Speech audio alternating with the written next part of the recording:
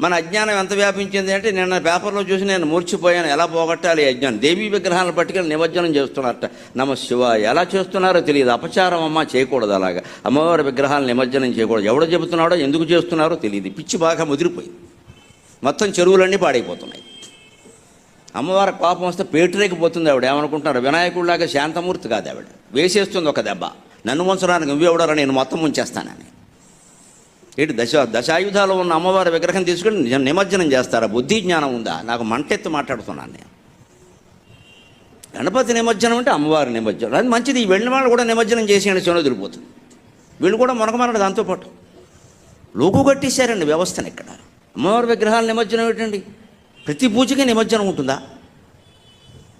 భాద్రపద మాసం కాబట్టి చెరువులు పూడిపోయి ఉంటాయి, కాబట్టి నీటితో నిండిపోయి ఉంటాయి, కాబట్టి పూడికి తీస్తే మంచిదే. నా చెరువులో మట్టి తీసి విగ్రహం చేసి తిరిగి ఆ చెరువుకి అన్యాయం జరగకుండా